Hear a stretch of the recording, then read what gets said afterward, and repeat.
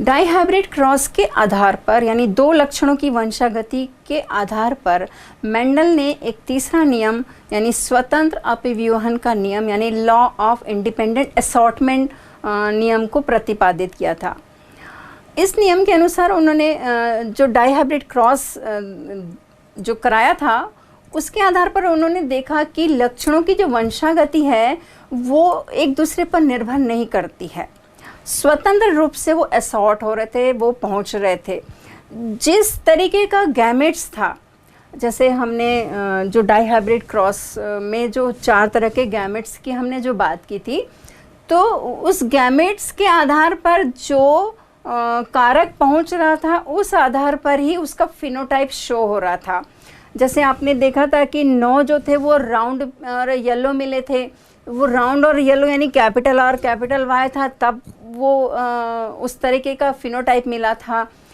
ऐसे ही जो है कि यदि स्मॉल आर था और कैपिटल वाई था, स्मॉल आर था वो झुर्रीदार के लिए था और कैपिटल वाई येलो के लिए था, तो झुर्रीदार और पीले मिले थे।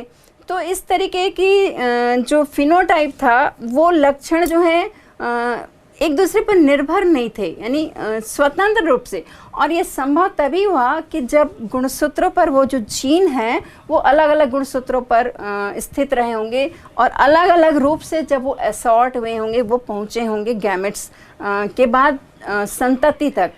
तो इसलिए इसमें जो रेशियो था वो अलग आया। तो उन्होंने इस तरीके से 3 नियम का प्रतिपादन किया था। पहला प्रभाविता का नियम, दूसरा जो है लॉ ऑफ सेग्रीगेशन का यानी पृथक्करण का नियम, और तीसरा जो था वो स्वतंत्र अपव्यूहन का नियम था।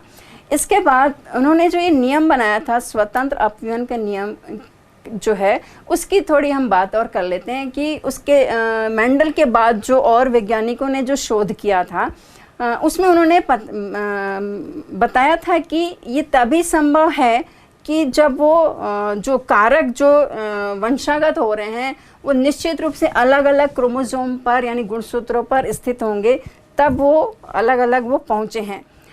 या फिर ऐसा संभव है कि उनका गुणसूत्रों पर उनकी जो पोजीशन है वो दूर हो।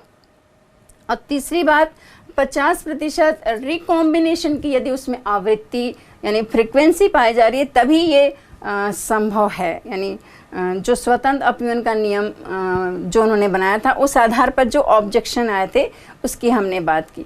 तो मेंडल के इस तरीके से ये 3 नियम हुए। अब हम ये देखेंगे कि मेंडल ने जो प्रयोग किए थे और उनके प्रयोगों के आधार पर उन्होंने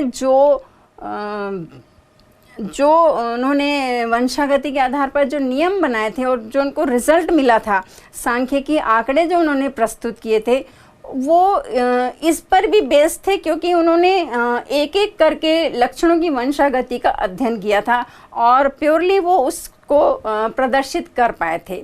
लेकिन ज़रूरी नहीं है कि आज की बात करें तो कि वो एज इट इज़ नियम जो हैं वो लागू होते हैं, उसके कुछ विचलन भी हैं यानी डेविएशन भी हैं। यानी उन्होंने जो वंशागति के लक्षणों को देखा था उससे कुछ अलग भी बातें हो रही हैं, उसको हम आगे देखेंगे।